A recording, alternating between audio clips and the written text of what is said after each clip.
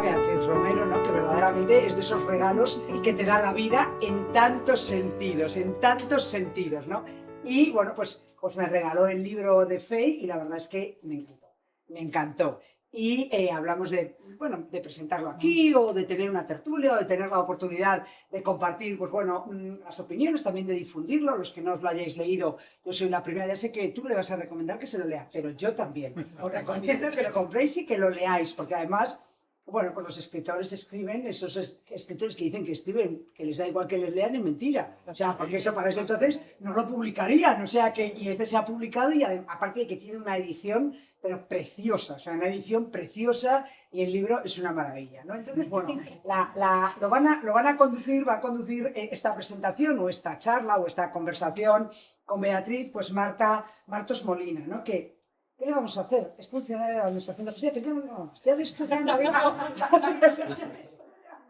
digo nada más, ¿no? Es licenciada en Humanidades y bueno, y ha publicado con la editorial TREA y el Servicio de Publicaciones, ha publicado varias cosas, ha escrito 2 novelas, y también sé que se conocen porque han hecho un máster de escritura narrativa juntas, y bueno, tiene pues el premio Cáceres de novela corta en su última edición con El Pueblo, que ya nos gustaría mucho. Yo escribo, pero realmente escribo 2 líneas y todavía no estoy, pero cuando tenga un premio también lo voy a decir como pertenece al taller de escritura de la Biblioteca Benito Pérez Galdós de Madrid y recientemente ha publicado, ya hablaremos de esto, que esto no lo sabía yo, ha publicado una novela juvenil, 11 Margaritas, con Edelvives. Y la próxima primavera publicará 11 Margaritas en euskera con la editorial vasca Ibaizábal. Así que este es otro terreno que podemos continuar con conversaciones con este tipo de novelas, ¿no? Y Beatriz Romero creo que todos la conocéis porque no necesita esto, pero es creadora visual y founder y CEO de Green Brainers. Y luego, bueno, pues tiene también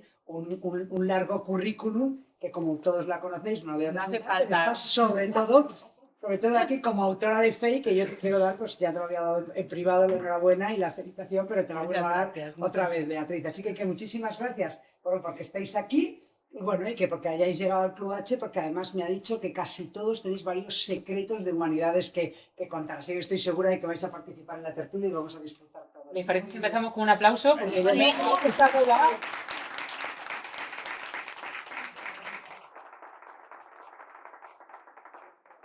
Bueno, Cristina, pues muchas gracias por la presentación. Muchas gracias, Cristina. Muchas gracias, Carmen. Muchas gracias, Álvaro, Bea. Muchas gracias al Club H por acogernos, por prepararnos este encuentro y por prestarse a las actividades culturales, a la difusión cultural, por apoyar la literatura de esta manera.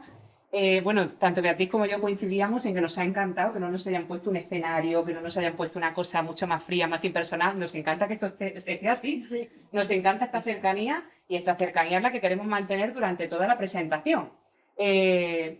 Yo, por supuesto, espero que participéis, que estéis todos cómodos con nosotros y yo sé que Beatriz va a estar muy concentrada con las preguntas y demás, pero yo sí que voy a estar de vez en cuando echando un ojo, así que cuando queráis intervenir, aunque habrá un turno de preguntas, eso ya lo puedo decir, que al final habrá un turno de preguntas, si a lo largo de la presentación, que queremos que sea algo muy dinámico, queréis comentar algo o algo de lo que comentamos, sugiere algún comentario, alguna observación, me levantáis la mano, me hacéis un gesto que yo voy a estar pendiente de vosotros y esto va a ser una reunión de amigos. Así que, por favor, sentiros partícipes y sentiros en casa.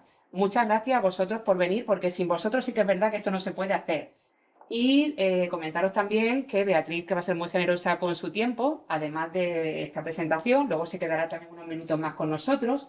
Así que si hay algún tímido, que espero que no, que luego quiera comentar algo del libro privadamente, lo podrá hacer después de la presentación. Y os recuerdo también que si alguien todavía no tiene FEI o quiere regalarlo porque ya lo ha leído, vais a poder adquirirlo también después de esta presentación. Así que si luego queréis que os lo firme Beatriz o lo que sea, también va a estar aquí disponible para vosotros. Y a la que, por supuesto, le tenemos que dar las gracias por su tiempo y por su generosidad es a Beatriz Romero, la autora de FEI, por prestarse, porque la verdad que en cuanto te propusimos participar en esta actividad para presentar la novela, te prestaste enseguida, generosamente, a descifrarnos todas las claves, todas esas pistas de ese libro. Y bueno, yo estoy segura de que entre los que estamos aquí, tanto los que hemos leído tu libro, yo tengo que decir que ya me lo he leído, como los que todavía no, yo estoy segura de que nos vas a dar muchas pistas y muchas claves que seguramente nos van a ayudar a disfrutar todavía más de Fey, de tu novela Fey. Así que muchas gracias por estar con nosotros. Nada, para mí es un privilegio y un placer estar aquí esta tarde con vosotros. Muchas gracias de nuevo al Club H por acoger, por organizar, a todas las personas, a Carmen, a Bea, que han hecho posible este evento, y en especial a su presidenta, Cristina Jiménez, por confiar en el proyecto desde un primer momento. Y me siento aquí como en casa, veo un montón de casas coloridas. Y esto es maravilloso, y con esta luz tan ambiental. Yo lo que espero es que se sientan como en casa ellos, también para participar y Por que... supuesto, a vosotros muchísimas gracias por haber hecho un hueco en vuestra agenda, que sé que un jueves a las 6 de la tarde no es nada fácil. Estoy feliz de estar aquí con vosotros y encantada de compartir todo el backstage de FEI. Así que, como ha dicho Marta, podéis levantar la mano, interrumpir. Esto es una familia y bueno, y se trata de eso, de que sea un diálogo entre todos. Y yo espero eso, que esté muy animado y que... Pero bueno, yo sí que es verdad que como persona que se ha leído ya el libro, te voy a freír, lo sabes, ¿verdad? Totalmente. Tienes dispuesta, ¿verdad? Pero perdona, gracias a ti. Marta Marto.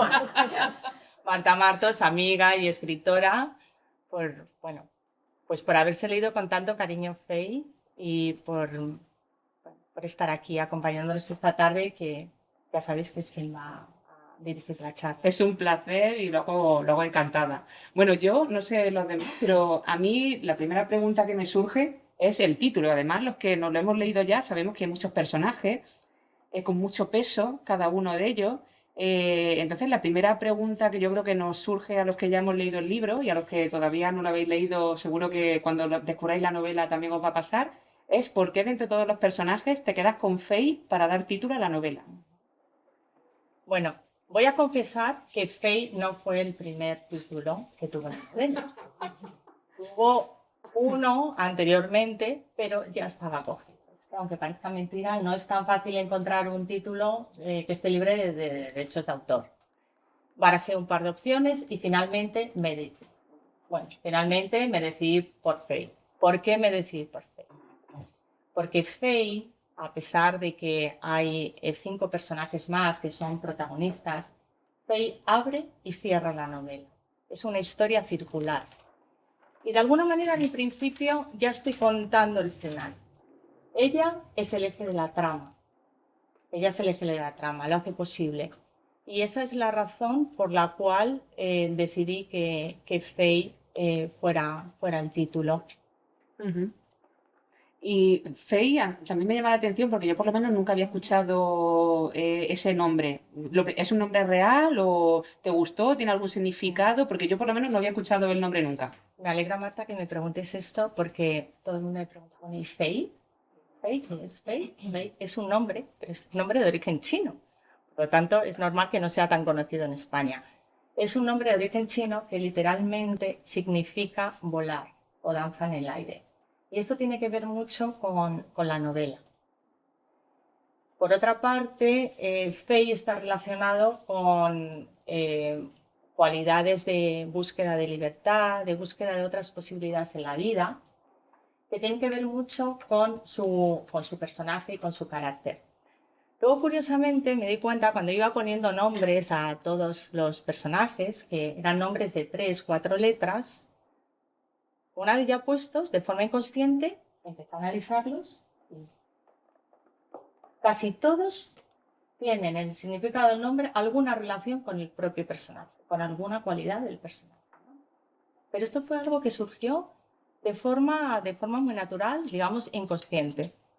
Es que lo estás diciendo y me estoy acordando efectivamente porque Sid, Max, Eve, que se pronunciaría If, ¿no?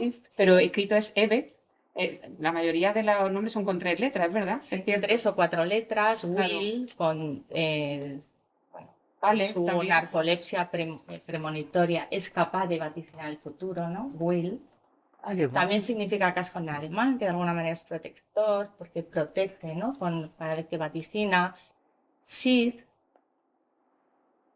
es isla en el río, y no voy a desvelar más, porque algunos de los que estáis aquí creo que no habéis leído el libro. Max es el que tiene poder y está relacionado con su condición de hombre azul. Y bueno, y así es curioso, pero no lo hice de verdad me salió de forma totalmente natural. Algo, estas coincidencias, causalidades de la vida. Claro, pero tal y como le estás contando, o sea, lo que salta a la vista es que es un libro cargado de simbología, como ya sabemos los que lo hemos leído. Estoy buscando la complicidad porque creo que algunos de los que estáis aquí ya lo habéis leído. Sí. Por eso, sí que hay varios, ¿verdad? Que sabéis de lo que estoy hablando. Y claro, en un libro que tiene tanta simbología, que también los nombres no se han elegido al azar, es muy curioso, ¿no? Y que digas que además surgió de una manera tan natural. Muy bien, pues la verdad que no sabía, era una de mis curiosidades. Y luego además no quería que ningún nombre, son nombres universales, no Ujú. quería que remitieran a un lugar concreto. Es cierto que suenan más anglosajones, pero si hubiera puesto Marta, Eva, Carlos o Antonio, Claro, inevitablemente te lleva a España, ¿no? Claro, o sea, ya tenía una perspectiva un poco internacional. sí. Tú tienes ganas de que eso... Esto tiene que ser comercio internacional. Ya No sabéis. te quepa la menor duda. Quiero que me lo traduzcan al euskera también.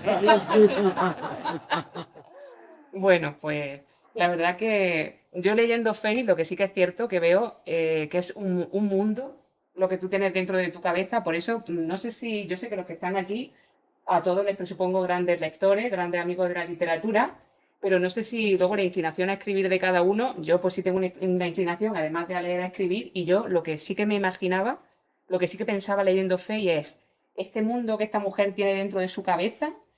Cuando tú te pones delante del ordenador o delante del cuaderno con el folio en blanco, ¿cómo partes? Quiero decir, ¿cómo se va del folio en blanco a esto, a este mundo que tiene forma propia? ¿Cómo es tu proceso creativo? ¿Cómo se desarrolla eso?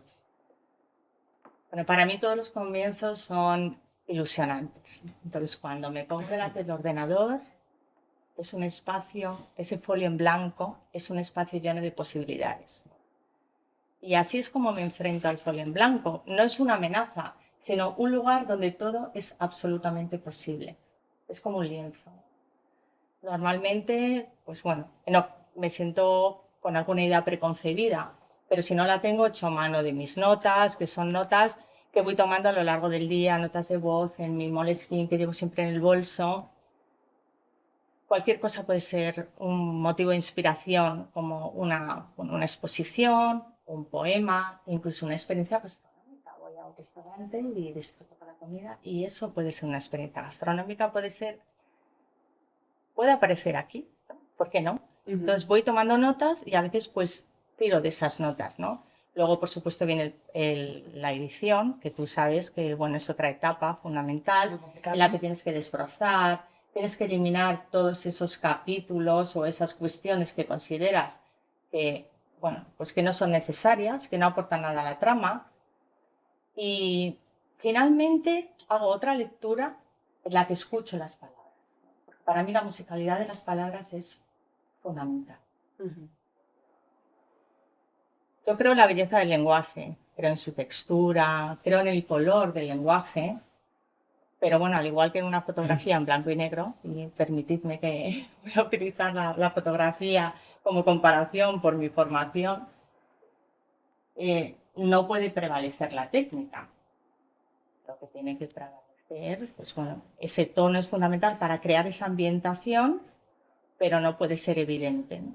Pero creo en la belleza del lenguaje, creo que esa sonoridad, y cuando estoy escribiendo hay como una música interior que va guiándome. Y no escucho música, por ejemplo, cuando empiezo a escribir, y bueno, cuando estoy en el proceso creativo de la escritura, jamás escucho música para que no me influya en esa sonoridad de las palabras. Claro, es que escuchándote, tal y como te lo estabas explicando, yo pensaba, claro, si escuchara música es que sería una interferencia. Totalmente. Porque tú estás con tu propia música a la hora de crear, en ese proceso creativo, entonces ¿qué te estorbaría? Para ti sería una interferencia, sería como estar escribiendo con la tele de fondo, ¿no? Sería un poco así. Sí, sí, totalmente, porque de hecho la música también es una fuente de inspiración. Me encanta el jazz y a lo mejor escuchando jazz para... Sí que en alguna ocasión, pues previo a alguna escena, pues me he puesto alguna pieza musical para inspirarme, ¿no? Pero bueno, no es tan habitual. Prefiero escribir en silencio. Bueno, yo lo que está comentando Beatriz sobre la sonoridad de las palabras, sabes que te lo dije cuando privadamente, después de leerme tu libro, te comenté lo que me había parecido y salí encantada y tú lo sabes. que tiene un lenguaje muy musical. O sea, tiene un lenguaje, es bonito de leer. O sea, además de lo que te cuenta, compone las frases de una manera, sus textos tienen mucha musicalidad, es bonito de leer. Si alguna vez lees en voz alta el libro, te das cuenta de que las palabras suenan bien, cuida mucho lo que dice, pero también cómo lo dice. Y bueno, sabes que fue uno de los aspectos del libro que a mí más me gustó. Y de hecho, bueno, como reflexión personal, yo leí su libro en un momento personal de mucho estrés por situaciones de mi trabajo y demás. Y era un rato en el que yo me relajaba. Yo leyendo tu libro me relajaba. Y yo creo que era también esa paz del libro. Y sabes que incluso te agradecí que apareció el libro en un momento de mi vida de mucho ajetreo. Así que Maravilla. sabes que tenía ganas de decírtelo porque se lo he dicho privadamente, pero había que decírselo en público también. De hecho, perdona, algo que hago también al final es leer en voz alta, para ver cómo suena, para ver cómo suena y pues si tengo que pulir algo, esa musicalidad. O sea, tú compruebas cómo suena. Bueno, también me ha hecho mucha gracia lo que ha comentado Beatriz del tema del proceso de edición, porque, bueno, los presentes no sé si se han enfrentado alguna vez a la edición de un libro, yo sí me he visto en esa, y los editores son señores especialistas en tachar párrafos. Y los autores, cada vez que nos tocan una línea, sentimos que hay una gran pérdida para la literatura española. Cada línea que nos borran es como, ¿por qué? ¿Por qué? Sí. Pero bueno, sí es un proceso que hay que vivirlo también y yo creo que ha sido un proceso en tu caso muy bien llevado porque el resultado está aquí. Otra cosa que también me llamó mucho la atención de Fey, Beatriz, es que no hay un lugar concreto. Por ejemplo, hay elementos, me llama la atención porque esa casa que tiene Fey en el acantilado, tal, que transmite como tanta calidez, ¿no? Que sí que es un lugar físico, una referencia dentro del libro, pero no sitúas el libro, la trama de la historia no la sitúas en un lugar concreto. Y cuando te escuchaba antes hablar de que al nombrar, al poner nombre a los personajes, tampoco quería ubicarlo en una geografía concreta, no sé si me llama la atención esa imprecisión, que hayas querido ser imprecisa y como en tu libro creo que nada es casualidad, pues claro, tenía reservada la pregunta y quería que me lo contestaras. ¿No hay un lugar concreto por algún motivo? Seguramente fue una decisión meditada, ¿no? Totalmente. El libro tiene una cronología lineal con saltos en el tiempo, donde dejo paso a unos planos temporales para acercar el pasado de los personajes, pero hay una ausencia de coordenadas espaciotemporales que por supuesto es algo totalmente intencionado, ¿no? Uh-huh. Por un lado, el espacio, desde un principio tuve muy claro que quería que fuera un lugar de ficción, un lugar que estuviera en mi imaginación y en la de todos, porque de alguna manera los lectores para mí son los coautores. Bienvenidos, sentaros. Los lectores son coautores y bueno, pues tuve muy claro que iba a ser un lugar de ficción, que no iba a estar situado en una geografía específica. Uh-huh. Y por otro lado, el tiempo está trabajado de una forma imprecisa. Recuperando un poco, nos decías que querías que fuera un lugar que existiera para ti, un mundo propio, como yo decía al presentarte, ¿no? Que Fey es un mundo propio que tú has creado y como tú no querías que fuera una geografía concreta, no querías situarlo ni en España ni en Inglaterra, querías que fuera un lugar, digamos, impreciso y tú creías que eso beneficiaba a la novela. Así es. O sea, estamos hablando de esa ausencia de coordenadas espaciotemporales que es totalmente intencionada. Por un lado, las espaciales, porque no es un lugar concreto, y por otro lado, en cuanto a las temporales, hay alusiones constantes en la novela a esa imprecisión del tiempo, ¿no? Os podéis encontrar frases como ha podido transcurrir 1 hora o 4, una tarde cualquiera del mes de marzo, ¿no? Todas esas alusiones al tiempo, esa imprecisión del tiempo está totalmente intencionado, porque el tiempo es uno de los temas fundamentales de la novela, ¿no? Y sobre todo, cómo el hombre se enfrenta al tiempo, a esa relatividad del tiempo. Uh-huh. Así que desde un principio tuve muy claro que no iba a haber una geografía concreta y bueno, me gusta suspender el tiempo. De hecho, en ocasiones se suspende el tiempo, se queda congelado. Y es una forma de que el lector se meta en en las emociones de los personajes también, y que se quede también suspendido en ese espacio onírico, ese espacio de sueño, en el que hay un vaivén entre los dos mundos, al igual que los personajes, ¿no? Que están siempre, pues, están entre dos mundos, entre dos realidades, son como un puente entre dos realidades. Y ahí el tiempo, esa forma de tratar el tiempo, creo que potencia ese vaivén, ese puente entre las dos realidades en la que transitan los personajes. Yo es que la verdad, escuchándote antes, cuando nos hablabas de los nombres de los personajes, pensaba también un poco en esto, ¿no? En esa imprecisión que también favorece mucho pues la internacionalización de la novela. Claro, que sea una novela que de cara a un proceso de traducción, de cara... Porque este tipo de cuestiones efectivamente hay que valorarlas y aunque a veces como escritores, sobre todo en nuestras primeras novelas, nos cuesta mucho trabajo, sí que es cierto que nunca sabes tu novela a dónde va a llegar y no sabes el éxito que puede tener. Bueno, me comentaba Cristina en la presentación, a mí me ha ocurrido pues de una manera imprevista para mí, que ahora me quieren publicar la novela que publiqué este año en euskera.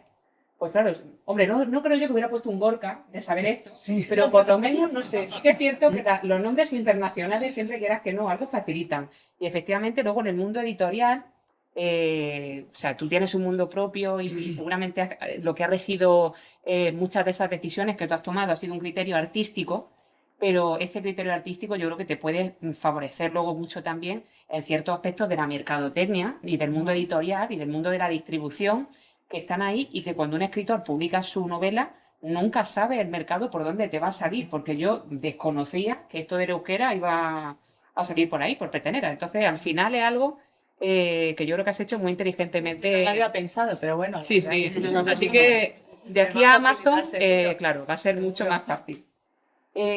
A mí una cosa que también me sorprende mucho del libro, y yo sé que va a ser algo compartido los que lo hemos leído, es que es un libro que en un momento en el que tenemos mucho debate bioético sobre cuestiones pues, de inteligencia artificial, un cierto debate también bioético y moral que tiene que ver pues, con la eutanasia, con trascender más allá de la muerte, también a veces cuando se habla pues de controlar, por ejemplo, los procesos de reproducción, todo cómo interviene la tecnología ahí. Es curioso que es un libro que toca este tipo de cuestiones. En la novela, aunque sea una novela que trata sobre unos personajes a los que le ocurren una serie de cosas, estos temas aparecen. Aparece, no voy a hacer ningún spoiler, pero aparece la trama de los hombres azules, aparece la IA en algún momento, aparece la biotecnología. Entonces me ha llamado mucho la atención porque reconozco que no... Fue una cosa que me sorprendió porque no me imaginaba que una novela tú te la ibas a querer llevar por ahí, ¿no? Me ha sorprendido que en una novela tuya te hayas adentrado en este tipo de temas y sí que quería saber un poco pues tu interés, porque a mí me sorprendió, o sea, no sé, quizá de ti me esperaba más una novela de corte más romántico más y de repente me ha sorprendido con algo que está muy de actualidad, que es muy interesante y que además está ahora mismo generando un debate. Y a mí la inteligencia artificial no la veo como una amenaza, ni mucho menos, sino que creo que va a facilitarnos la vida. Quiero ser optimista. Creo que va a facilitar los medios de transporte, va a haber menos accidentes, los diagnósticos médicos. O sea, considero que la IA, además, es algo que ha venido para facilitarnos una forma de relacionarnos con el tiempo diferente. O sea, creo que vivimos en modo estar constante, en modo hacer, y necesitamos pasar al modo ser. Y la inteligencia artificial nos va a permitir tener mucho más tiempo y podernos dedicar a las cosas que realmente importan, las cosas esenciales de la vida. La novela, como os he comentado anteriormente, trata del tiempo, y hablo del tiempo. Y de alguna manera la IA está conectada, ¿no?, en ese aspecto. El tiempo es un tema universal. También hablo del amor, hablo de la amistad, de la muerte, de la máscara, pero de una forma diferente, ¿no? Son temas universales, pero trato de una forma diferente relacionándolos con la inteligencia artificial. Cómo todas esas cuestiones tan esenciales que nos rodean, que forman parte de nuestra vida, van a influir con la incorporación de la inteligencia artificial. Ya está aquí, o sea, los seres cibernéticos, la clonación, son cuestiones que ya están aquí o a la vuelta de la esquina, ¿no? Y todo eso va a influir muchísimo en nuestra forma de percibir el tiempo y en nuestra forma de relacionarnos con los demás, ¿no? ¿Cómo vamos a recibir el amor? La soledad. La soledad va a ser un negocio. Es que, La fíjate, soledad va a ser un negocio. Y bueno, son temas que me interesan. Entonces los pongo en boca de todos los personajes y lo que he intentado es que cada personaje tenga una postura diferente para que sea el lector, como he dicho anteriormente, que os considera a todos coautores, que os podéis enriquecer con todos esos discursos y sacar vuestras propias conclusiones, ¿no? Sí, sí, habla, Magda. Yo tengo una pregunta. ¿Tú esperas que de tus personajes nos sintamos identificados con alguno o no necesariamente? No necesariamente. Más que con un personaje, a lo mejor con una forma de pensar de ese personaje o en un diálogo, ¿no? Con una postura que pueda tener ese personaje.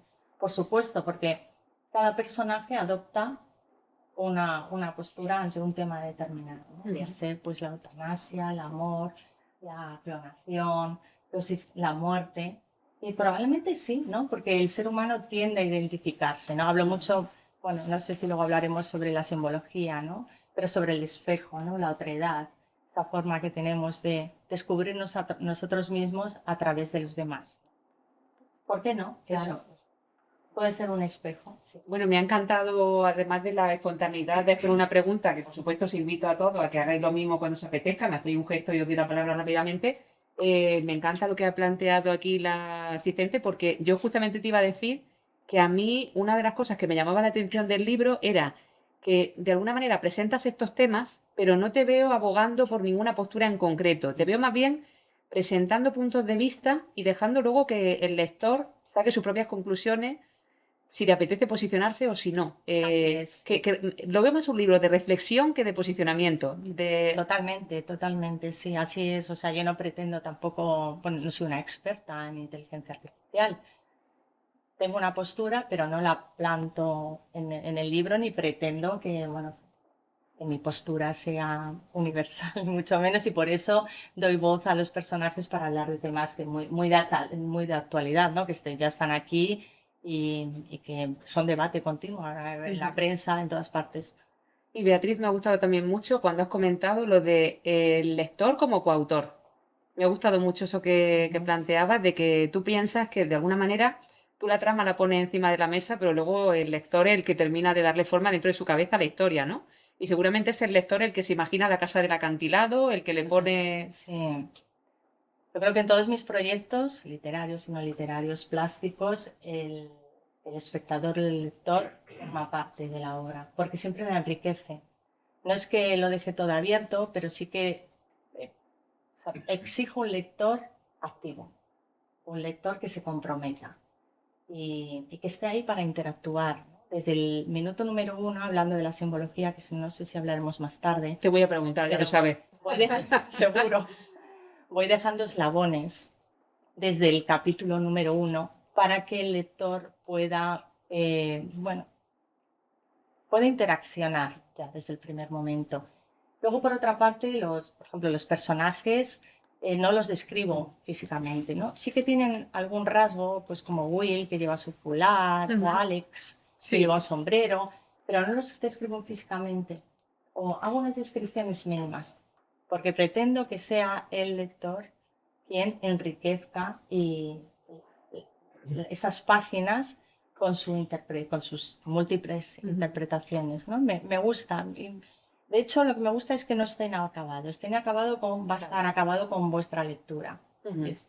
Muy bien, pues tenemos otra pregunta. Fantástico, muy bien. Adelante, ¿cómo te llamas? Ana Claudia. Ana. ¿En tu cabeza tú tienes el personaje terminado, descrito físicamente? En mi cabeza sí. Sí, en mi cabeza sí que lo tengo.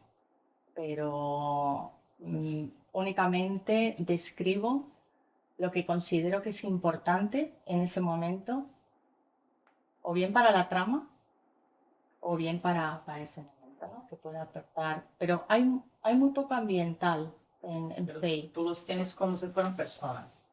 Sí, en sí. concreto. De hecho, viven dentro de mí durante mucho tiempo. Salgo a cenar y, bueno, pues saco mi libreta porque he visto a alguien en la mesa de al lado que estaba, pues no sé, ¿Y te inspira? aderezándose un plato con la pimienta y me gusta cómo lo hace. Entonces saco mi Moleskine y anoto. Y los tengo, bueno, viven dentro de mí durante muchos meses. Es la única forma de crearlos. Vamos a responder primero una pregunta que nos apuntaban por aquí. Enseguida te doy paso. Hola, Sí. buenas tardes, ¿cómo te llamas? Rafael. Pues Rafael, bienvenido y adelante. Bueno, ligando con esto de los personajes, me gustaría saber si has conocido a alguno de los personajes de... ¿Algún porcentaje? Rafael acaba de hacer una pregunta súper interesante, porque Rafael en el fondo lo que te está preguntando, que también quería preguntártelo yo, y gracias porque me encanta que seamos varios los que nos preguntamos esto, que si realmente hay alguien de tu entorno que está en el libro. Me alegra que me preguntes eso porque me lo preguntan muy a menudo. y no. Todo es imaginación, todo... O sea, todos los personajes que aparecen en el Fate son personajes que están compuestos por muchas personas que puedo conocer y que no puedo conocer. Es verdad que para organizarme mentalmente, algunos los suelo relacionar con actores o músicos. Es una cuestión mía para hacerme más fácil el proceso creativo, del que no he hablado antes, me has preguntado. Pero no hay, o sea, Will no es nadie en concreto que ya conozca y Alex tampoco, aunque sea el nombre de mi hijo, no tiene nada que ver. Ni siquiera el mono, es uno. Ni siquiera el mono.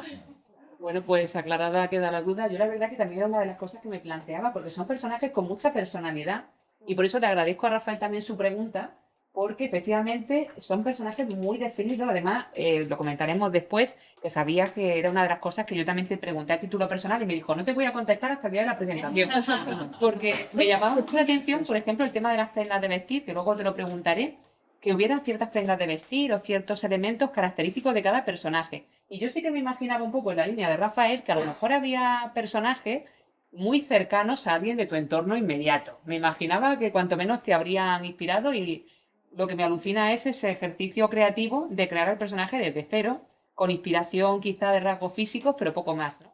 Teníamos una pregunta al fondo también. Hola, ¿cómo te llamas?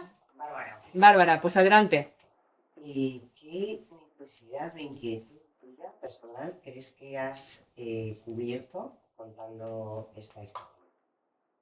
Ninguna. O sea, el impulso que te llevó a escribir esta historia, ¿tienes detectado el origen o una necesidad que tenías de transmitir algo? No, en absoluto. Yo empecé a escribir de forma muy natural. O sea, tenía un... Bueno, voy a ordenar la respuesta. Bueno, Soy más escritora de brújula, me considero escritora de brújula que escritora de mapa. Lo cual, esto quiere decir que todo lo que escribo nace de imágenes o de alguna idea aislada. Tenía la historia y empecé a escribir, pero por el mero placer de escribir. Y me lo pasaba muy bien escribiendo. Y cuando vi que aquello empezaba a tener cierto cuerpo, digo, la historia no suena mal y estos párrafos me gustan. Tuve algunos lectores que están por aquí y me dieron un buen feedback. Pues seguí escribiendo, pero no, realmente... sin algo que ha dicho, tengo que escribir esto. no, sin ningún objetivo, no. Yo siempre pensé que me gustaría escribir una novela, pero no tenía ningún objetivo, no había nada premeditado, ninguna cuestión personal, ¿no? Bueno, los que conocéis a Beatriz Romero, ya sabéis que ella, no lo hemos comentado al principio, pero bueno, lo sabéis, que es una artista multidisciplinar, por decirlo de alguna forma, porque también ha tenido incursiones en la pintura, en la fotografía, el interiorismo, y además trabaja mucho con la imagen. Entonces, claro, yo también un poco conociendo esa trayectoria, a mí cuando yo leía tu novela no me extrañaba, un poco a colación de lo que comentaba Bárbara, que fuera muy visual, que hubiera tantas imágenes en el libro y que fueras tan descriptiva, por ejemplo, con las formas, con los paisajes, Me llamaba la atención que fueras tan visual y que el libro tuviera tantas imágenes, que al leerlo te cueste tan poco imaginarte de qué te está hablando y ponerte... Bárbara, adelante, repregunta. Más que una pregunta es, como estábamos hablando de que si ahora publicamos atmósfera y tal. Yo te lo juro que el libro lo veo como una película de Lars von Trier. Me encanta, me encanta. Es que es un libro muy visual, es un libro muy visual, es cierto. Muy- Sí. Yo lo veo de Wong Kar-wai. Bueno, Bueno, pues pero son este espectador de grandes primera fila no es objetivo. maestros. No pasa nada, no pasa nada. Pero es cierto que mis referentes son multidisciplinares. O sea, me encanta el arte, como decía antes, pues puede ser un poema, pues es un plato, una exposición, una pintura, la fotografía, por supuesto. O sea, yo escribo pensando en imágenes. La música que aparece en la novela es una música que es muy cinematográfica. Está tratada, o sea, aparecen los momentos previos. A lo mejor puede ser la antesala a ciertos diálogos o antes de que vaya a ocurrir algo, ¿no? Son pistas que voy dando al lector. Pues como cuando vemos una peli, ¿no? Y aparece esa música inquietante y sabes que va a ocurrir algo, pues de esa manera la utilizo. Entonces, no puedo evitarlo, ¿no? Mi cabeza funciona con imágenes y de alguna manera, pues bueno, todo mi background relacionado con el mundo del arte me ha hecho trabajar de esta manera, ¿no? No puedo evitarlo. Por eso no me extraña la primera respuesta que le has dado a Bárbara cuando decías que llegaste a la literatura de una manera muy natural, que tampoco es que tuvieras como tal una necesidad de dar salida a ninguna necesidad concreta, sino que realmente en esa inquietud artística tuya, pues de trabajar con las imágenes y demás, pues quizá hubo un momento que el cuerpo te pidió, bueno, ¿y por qué no hacer ahora esto con las palabras? ¿Por qué no, igual que trabajo con una cámara, ¿por qué no trabajar ahora con las palabras? Y la verdad que, bueno, el resultado, pues a la vista está. Yo también quería preguntarte, Beatriz, ¿hay alguna pregunta entre el público? Ya sabéis que luego va a haber otro turno, pero yo si me dejáis sigo, porque yo ya sabéis que tengo un montón de cosas aquí de las que hablar. ¿De momento bien? Vale.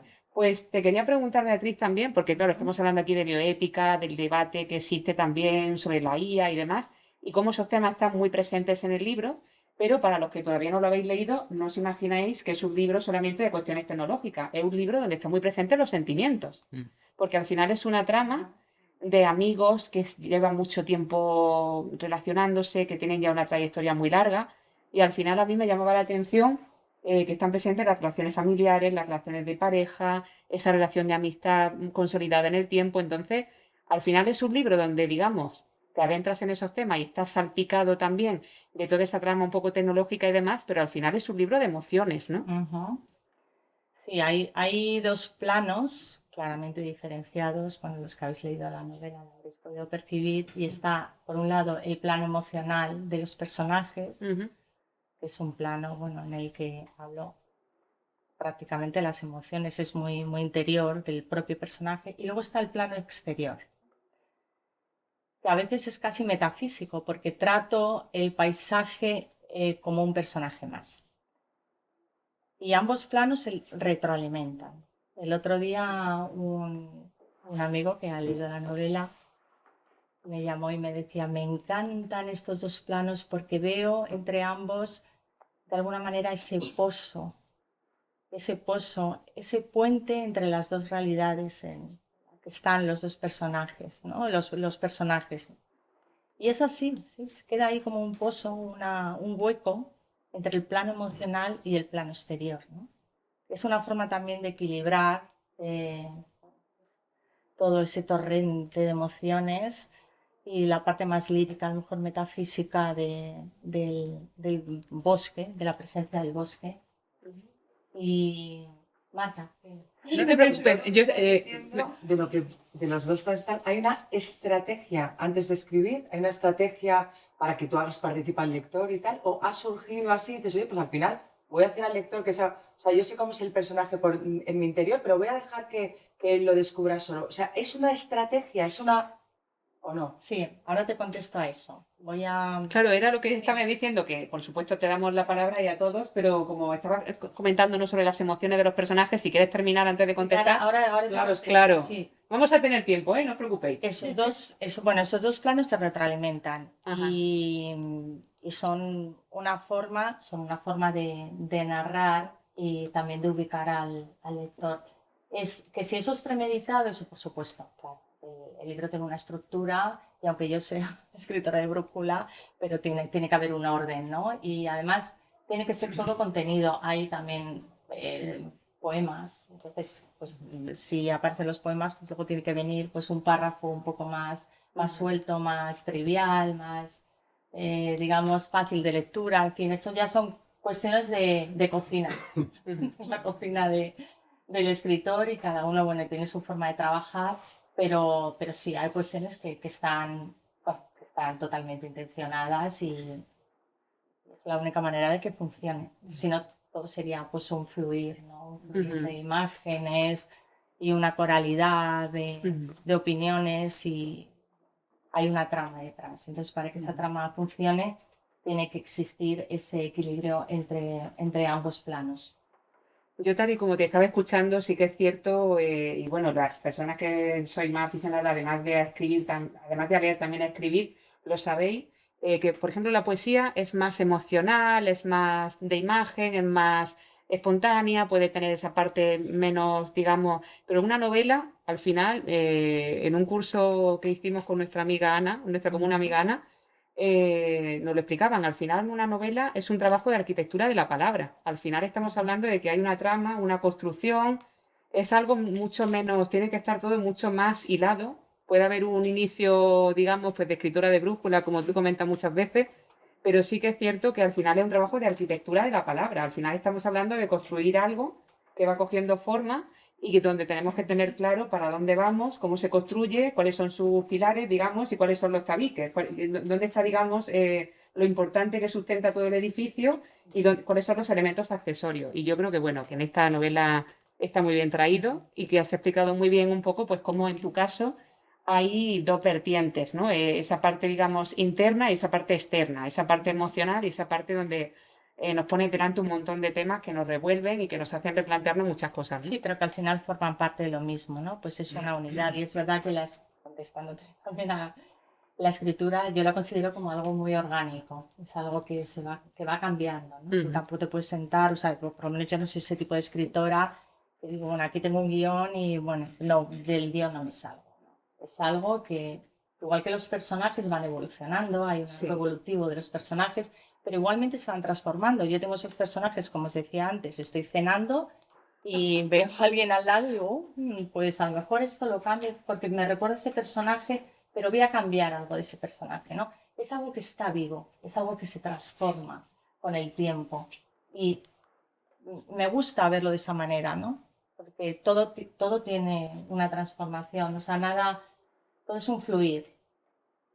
Tenemos una otra pregunta. ¿Este trabajo de construcción y de darle forma a la novela tiene que ver con esos párrafos que a veces parece que se repiten o que son similares? No, mira, me alegra que se preguntas eso, porque también en algunas ocasiones me han dicho, oye, que se repiten párrafos. Sí, sí. Es intencional, ¿no? Es intencional, no es que se me haya ido la olla y estoy repitiendo aquí párrafos porque sí.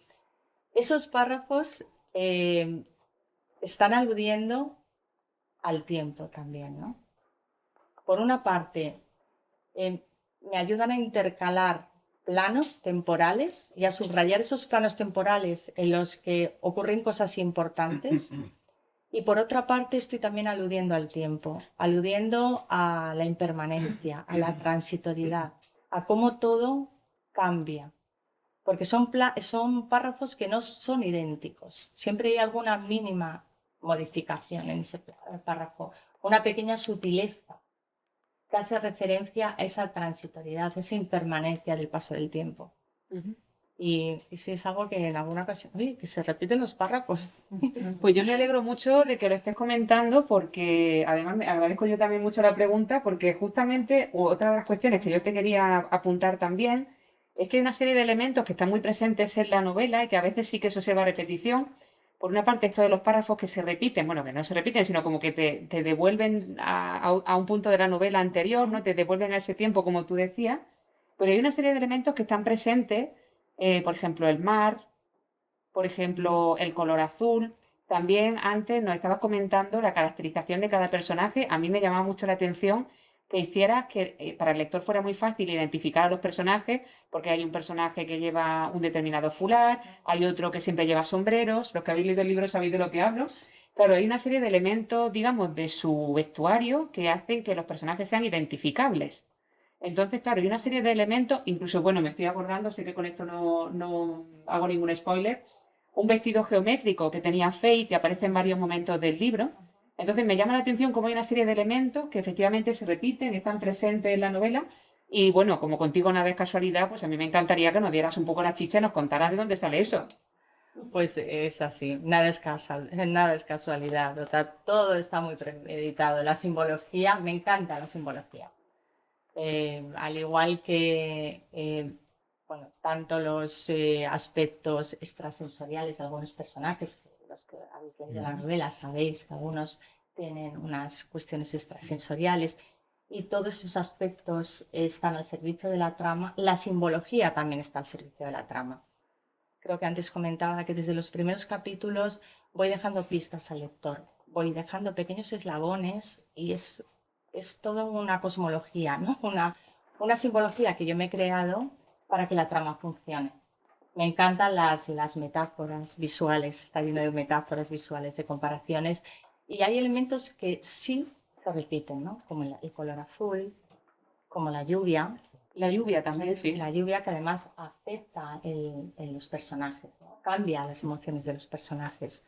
El doble de la luna, que hace alusión a esos dos mundos, ¿no? En los que los personajes se balancean. El Bueno, me ha viento llamado- emisor. Y las mariposas, que también además justo hoy con la ropa que llevabas, te lo he dicho, digo, fíjate las mariposas que tan presentes están en tu novela y también... Esto ha sido premeditado, ¿eh? Totalmente, tengo que confesarlo. Claro, pero las mariposas también están muy presentes. Sí, ¿Tienen algún sí. sentido espiritual o tienen...? Sí, las mariposas simbolizan el cambio, la transformación, la posibilidad del ser humano de trascender la vida terrenal. Al igual que las libélulas, que de alguna manera también simbolizan, aparecen en la novela, ese cambio, esa transformación. Son elementos, todos estos elementos realmente de los que estoy hablando, la simbología de la que estoy hablando, es una simbología que está relacionada con el tiempo. Si os dais cuenta, ¿no? La necesidad del ser humano de trascender, de ser infinito, esa de la transitoriedad, de la impermanencia, ¿no? Esa necesidad que tiene el ser humano de ser infinito por miedo a la muerte. Pues toda esa simbología está de alguna manera al servicio igualmente de la trama, ¿no? El mar que a veces se oye, otras se ve, otras se huele, está en todas sus formas representado y simboliza lo infinito. Pues tenemos otra pregunta, muy bien. ¿Nos recuerdas tu nombre, por favor? Beatriz, Adelante. a ver, los que te conocemos sabemos que tú eres una persona pues muy flexible, muy adaptativa, muy espontánea, has utilizado tú misma la palabra flow. Sin embargo, tienes mucho, obviamente, mundo interior y mucha capacidad intelectual, eso también lo sabemos. Mi pregunta es, dentro de una persona como tú que gestiona también la ambigüedad, que se adapta tanto a todo, que es capaz de ser tan flexible, ¿de qué forma los distintos personajes de Fey reflejan tus valores y tu visión del ser humano? Una pregunta muy interesante, muy compleja de contestar. Claro, es que al final son personajes muy complejos también, Son ¿no? personajes complejos, sí, soy consciente. Y Aspectos de los personajes me gusta porque reflejan sí, la ambigüedad, la incertidumbre, es algo que está constante, es una constante también en Fey, ¿no? Al igual que el tiempo lo trabajo de una forma muy, muy imprecisa. La incertidumbre, bueno, yo me manejo muy bien con la incertidumbre, ¿no? Y por eso la pongo de manifiesto a lo largo de toda la narración. Creo que debemos aprender a lidiar con la incertidumbre. Estamos acostumbrados a estar, pues eso, las páginas cerradas, todo cerrado. No, deja espacio a la incertidumbre y déjate llevar y el flow es fundamental. Entonces sí que en algunos aspectos, probablemente y de forma también inconsciente, pero cuando uno escribe, habla de su propia experiencia, ¿no?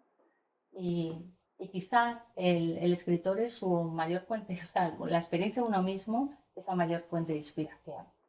Puede ser que haya volcado cuestiones que yo considero fundamentales, ¿no? Como antes comentaba, ¿no? El tema de la inteligencia artificial, que creo que va a mejorar nuestras vidas. vamos a pasar más al modo ser, de ese modo hacer, vamos a pasar al modo ser, y el autocuidado se va a poner de moda. El autocuidado se va a poner de moda y el silencio también, porque hoy en día estamos, bueno, recibiendo tanta información, ¿no? Y no sabemos escapar de ello.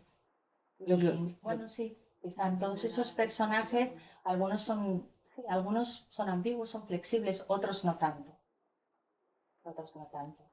Que son realmente, están ahí muy encasillados, ¿no? Y bueno, pero ahí está el lector para también ubicarlos y entender el porqué.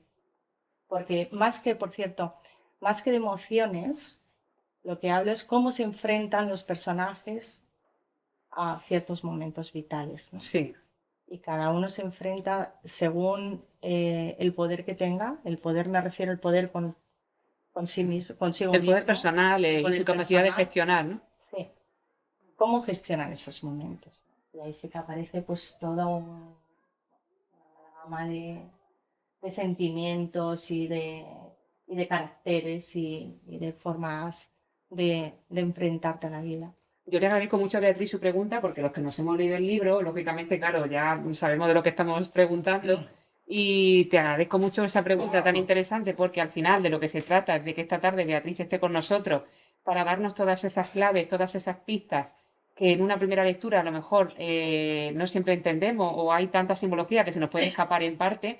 Y yo creo que con el encuentro de esta tarde, los que nos hemos leído el libro, los que seguramente lo releeremos y los que además tenéis pendiente de leerlo, vamos a disfrutar mucho más porque tenemos muchas más claves con nosotros.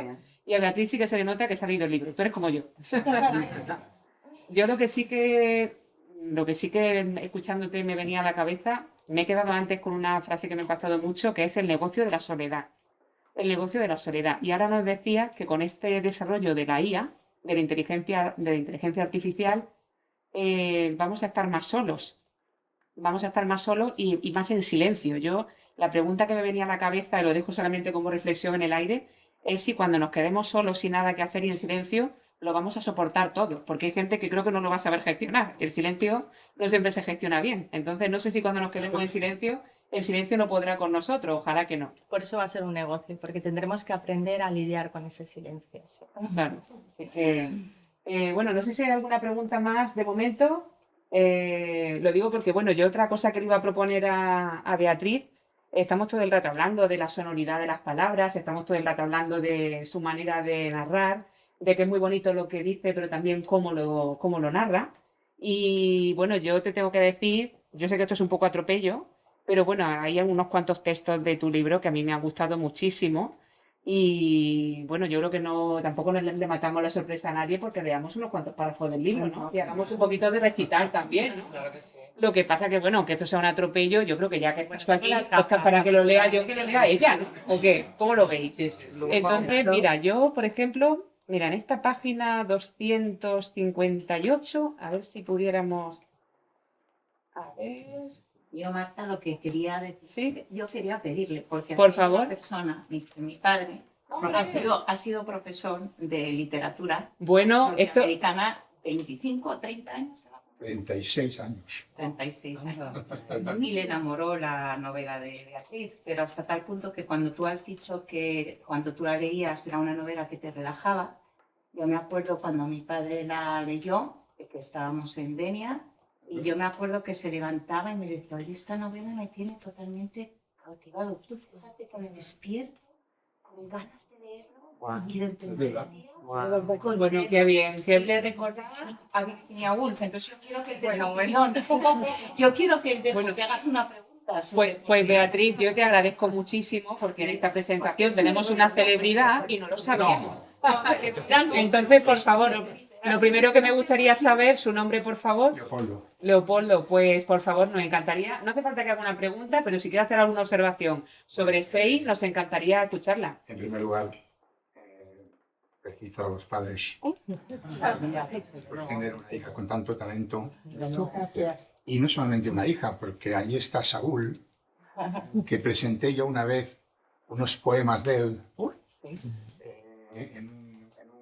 En mi galería. La galería. Decía, y que es también una persona con mucho talento. ¿Cómo habéis hecho para tener talento? Bueno, para los que no lo conozcáis, están aquí con nosotros también los papás de Beatriz Romero, Isabel y Antonio. Así que, Leopoldo, por supuesto, adelante, sigue. Bueno, y solamente, vamos a ver, yo soy lo más viejo que hay aquí. Vosotros sois muy jóvenes. Y entonces, pues, me puedo permitir algunas cosas, ¿no? La verdad es que al empezar a leer el primer capítulo, donde sabemos lo que va a pasar, el final, pues me acordé de un poema de Caballero Bonal que dice: somos el tiempo que nos queda. Es decir, nuestra identidad, al final, se resume en el tiempo que te queda, ¿verdad? Y esto es lo que pasa en esta novela, al final. Es decir, sabemos lo que va a pasar. No sabemos el desarrollo de los personajes, etc. Pero al final, pues es así. Es verdad que es una novela que te extraña, pues porque no hay unas coordenadas geográficas evidentes. Es un territorio que está al margen de la realidad. Además citas a Merleau-Ponty, ¿no? La realidad no existe, es tu percepción de ella, la fenomenología. Bueno, y entonces, pues, eso siempre, cuando lo leí me impresionó, ¿no?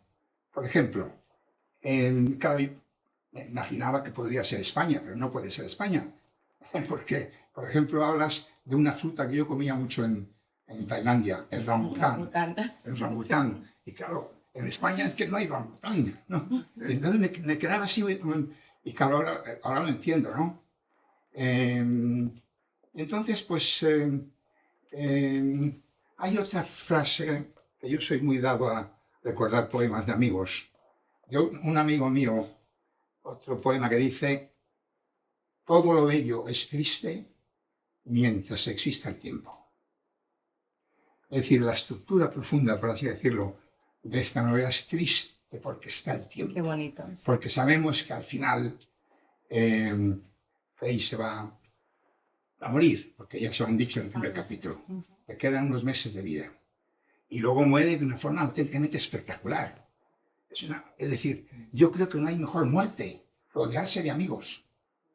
Es decir, me rodeo de amigos y rememoramos nuestras vidas y así voy a morir. Entonces, todo lo bello es triste mientras exista el tiempo. El tiempo es lo que nos crea y nos va destruyendo. Y claro, la gente así un poco vieja ya, pues lo vemos de esa forma, ¿no? De modo que, pues agradecerte aquí, como que has sido una extraordinaria presentadora. Bueno, todavía no nos vamos, ¿eh? Lo que pasa es que yo le agradezco muchísimo, le agradezco mucho su intervención y me he apuntado para mí ya, para mi título personal, estas dos frases maravillosas que nos acaba de recordar. Pues son de pero amigos, por supuesto, son de amigos míos. no sé si hay alguna pregunta más y todavía hay alguna sorpresa más. A mí sí que me gustaría decir, Por favor. para mí fue un placer y un gran honor que Leopoldo leyese la novela, que además se la leyó del tirón. Claro. Es que no- Y un tirón en unas circunstancias muy raras. en unas circunstancias raras. En Denia. Sí, Y además. no me podía sí. quitar de la mente. Digo, pero esto me impresionó mucho, ¿no? Y me sigue impresionando. Y muy enriquecedoras las conversaciones que tuvimos posteriormente sobre ellas. Así Pues que bien. muchísimas gracias, Claro, Leopoldo. hombre, eso va a Su acabar. primera novela, me decías, ¿Eh?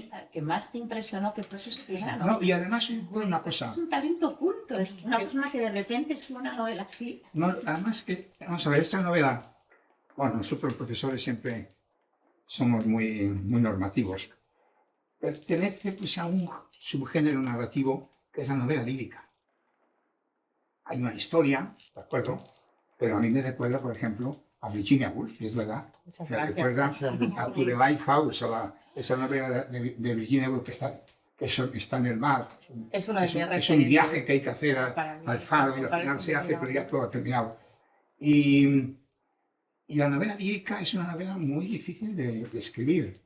En España ha habido pues gente como Azorín, como Gabriel Miró, y últimamente la novela lírica que he leído yo hace poco es una de Paco Umbral, no sé si la conocéis. Hay pocos referentes, eso es cierto. Lo que se sé que llama Leopoldo es verdad. Mortal y Rosa. Maravillas. Es una novela, es una novela que nace de una herida muy profunda, porque tenía un hijo y se le murió de leucemia. Y entonces escribe ese diario íntimo, este libro, y lo tengo yo en casa, de vez en cuando leo alguna. Yo no lo he leído, no había leído. ¿Cuál es? Mortal y Rosa. Mortal y Rosa. Sí, que es un poema de Salinas, Pedro Salinas, esa corporalidad mortal y rosa donde el amor inventa el infinito. Eso lo pone él como epígrafe. Y ya te digo, yo creo que si yo tuviera que dar, ya no porque ya estoy en video, pero si tuviera que dar un curso sobre novela lírica, yo pondría esta novela tuya. Pero seguro, pondría Gabriel Miró. Bueno, es con los grandes, por Dios. Es un subgénero narrativo dificilísimo. Le está entrando calor. Anda, bueno. Y desde luego, lo que tú decías. Leopoldo, le agradecemos mucho las apreciaciones que está haciendo. Además, los que hemos leído la novela sabemos que es totalmente merecida. Y yo le agradezco tanto a su hija Beatriz como a usted su intervención, porque desde luego ya era lo que decimos desde el principio, que no era solamente un turno de preguntas, sino de observaciones. Esto es algo abierto y le agradecemos muchísimo, bueno, tanto conocimiento como ha compartido aquí en 3 frases con nosotros. Es un tener a Leopoldo. Así que bueno, muchas gracias. Gracias a vosotros. Nada, al contrario, nos ha encantado. Lo único, sí que quería que no quedara pendiente. Yo sé que esto es un atropello. Como aquí, ¿me están diciendo? Seguro, sí. Me plantean desde la organización que tratemos de no ser demasiado, no demorarnos demasiado, pero yo, aunque sea un atropello, lo voy a hacer. Hay que leer un poquito de tu libro. Sí. Ahí tenemos que tener un poquito de parte de recitar. Y bueno, yo te había seleccionado aquí algunos párrafos que a mí personalmente me gustaron mucho. Y hombre, a ver, podía leerlos yo, pero ya que te tenemos a ti aquí, pues te voy a... Mira, te voy a ahí, buscar. veo ahí unas anotaciones. Mira, sí, mira, 258. Sí, tengo anotaciones por aquí, ¿eh? Tú te Vale, animas, bueno, voy a... lo que el tiempo nos permita, lo que la organización me permita. Pero bueno, ya que tenemos aquí a la autora, es un lujazo y tenemos que escucharla en directo. Estupendo. Ah, pues me están dando permiso, Beatriz. Vamos a romperlo. Estupendo. Pues nada, como me están dando permiso desde la organización, ustedes pónganse cómodos. A ver, ¿qué tal me sale leer en voz alta, que esto es un poco encerrona, Marta? No, es que no puede ser todo perfecto, tranquila. Max sale de su escondite con el brillo de las lágrimas surcándole las arrugas. El sol ha devorado la niebla y enfoca con luz marchita sus pasos. Camina con el tiempo aleteando sobre sus hombros, urgido por el viento, con los brazos colgando por delante del cuerpo. Un viento que lo remolca a estribor desde el costado de su sombra y lo dirige al puerto. Un rumor musical le hace ralentizar el paso. Avanza hacia el mar, rastreando ese rumor que va increciendo, que traza círculos en el espacio, mientras recita en voz baja. Escucho sonidos que flotan, que abrevian distancias. Una nota se quiebra, se emancipa de ese continuo girar en círculo y se cruza con un sonido plebeyo. Un sonido agudo y penetrante que salta al vacío. Es el grito de una gaviota que ha aterrizado en la playa y se aproxima a un cuerpo. Eve yace desnuda sobre la arena y un reguero de sangre dibuja a su alrededor un perímetro.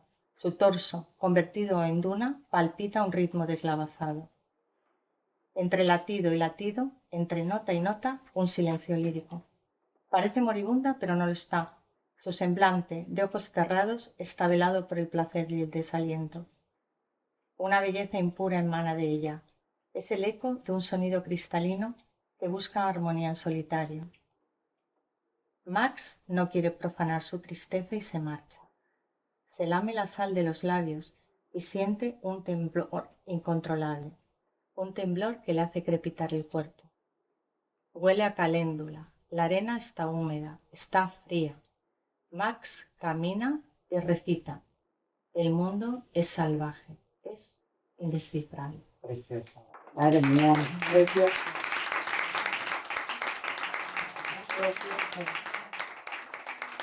Bueno, yo creo, bueno, que se ha podido ver un poco lo que llevamos comentando toda la tarde de la musicalidad de las palabras, de cómo nos transportas a otro lugar, las imágenes que tiene tu libro.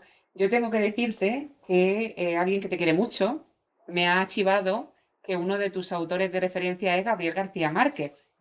Y la verdad que, bueno, me pasó una cita de Gabriel García Márquez que yo cuando la leí, ella me decía, la persona que me la ha deslizado me decía, es que esta cita de Gabriel García Márquez recoge muy bien el estilo de Beatriz Romero como escritora.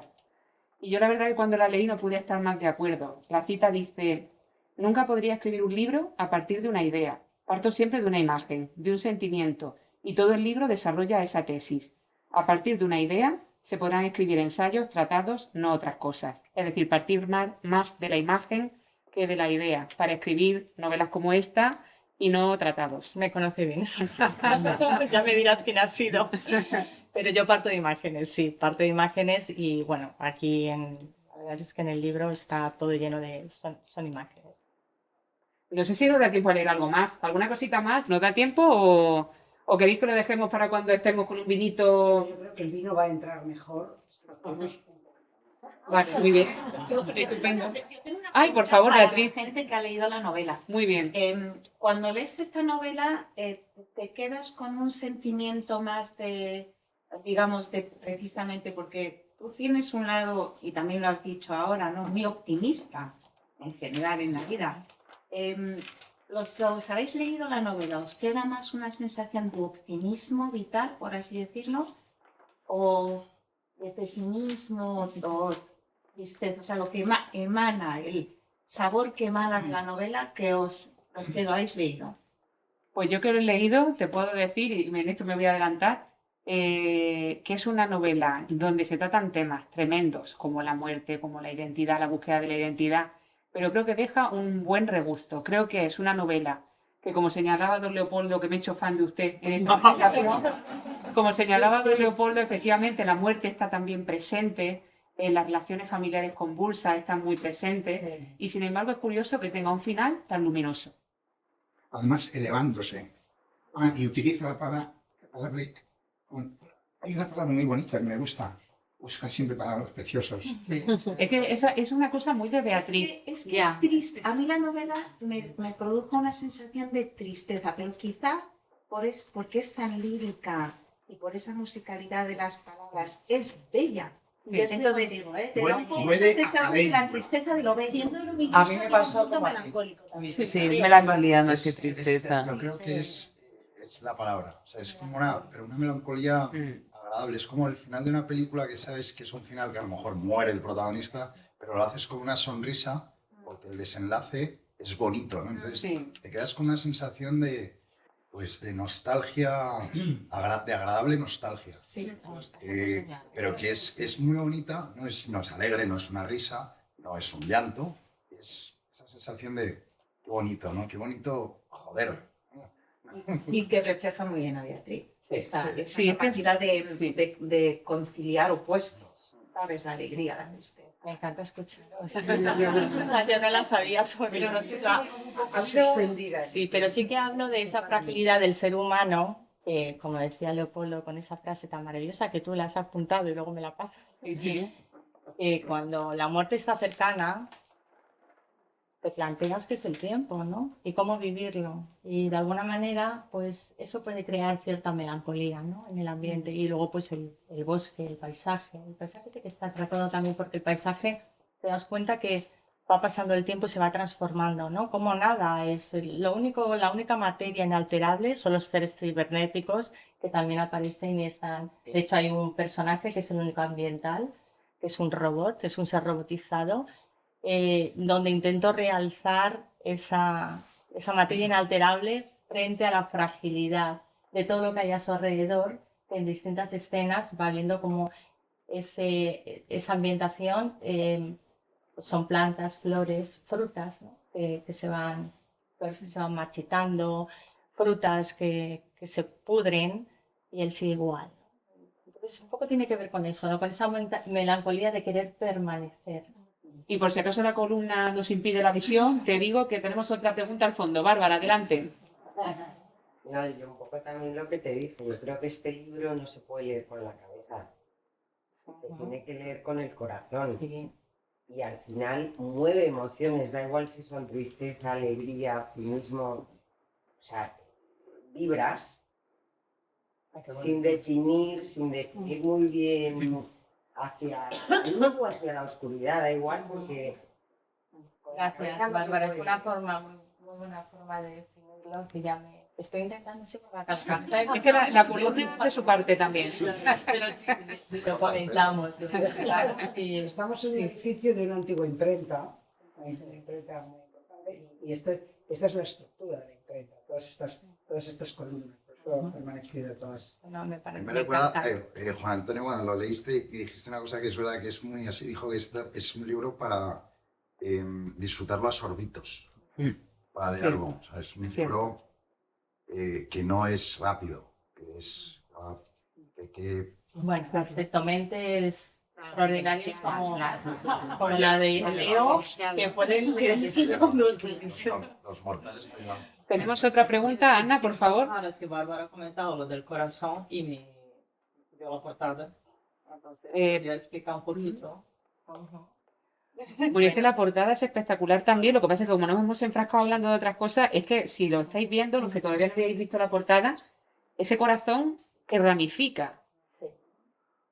Cuéntanos.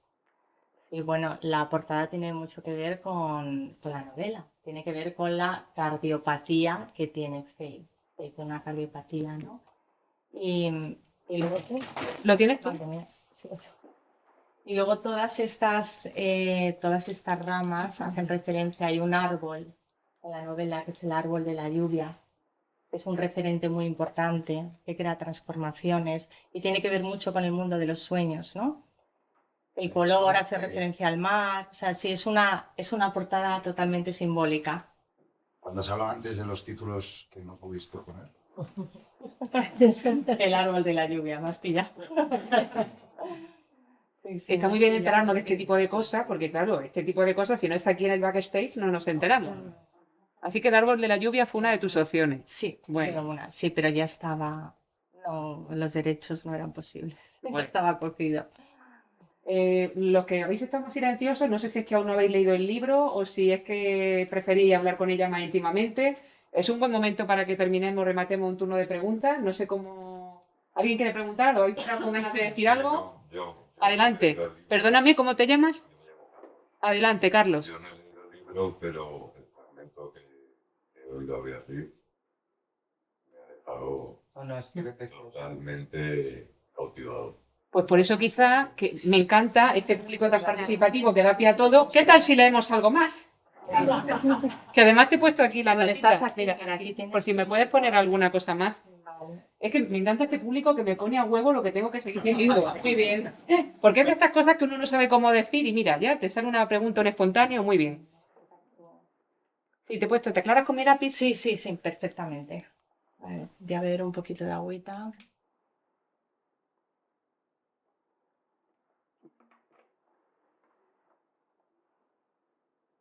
Está recogido en su propio ser, igual que una flor que pliega sus pétalos. Lleva el talismán puesto, hoy brilla más que nunca. Las gotas rastrean la orografía de su torso, dibujando riachuelos. Algo lo hace bambolearse, puede que sea el canto del agua o esa melodía de acordes menores, esa tintada de melancolía que últimamente le habita. Sid alarga el tiempo. Faye lo contempla desde el agua, contempla su cuerpo inmóvil, inscrito por la lluvia. Piensa, podría ser una estatua hiperrealista. De repente, algo desvía su atención. Mira a su alrededor como si buscara a alguien entre una multitud. ¿De dónde viene esa música? Es la misma melodía que Sid escucha. Está tintada de melancolía, compuesta de acordes menores que hacen palpitar la superficie del agua. Un velo quimérico envuelve la realidad. Una aparente utopía que clama a gritos el final del mundo. Un presagio, quizá.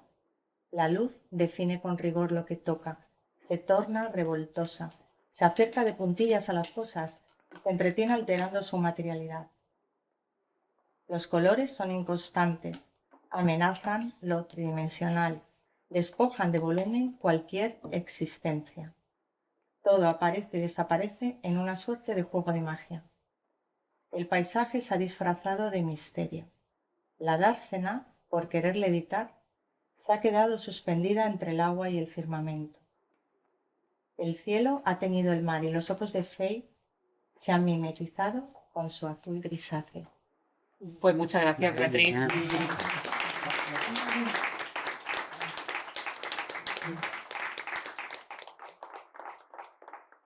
Pues yo ya estoy a disposición de la organización.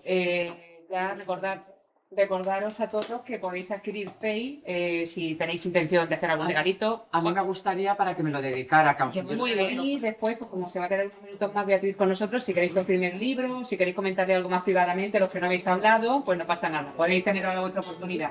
Muchas gracias a todos por venir y mil gracias Club H por iniciativas como esta. Fantástico. Muy bien.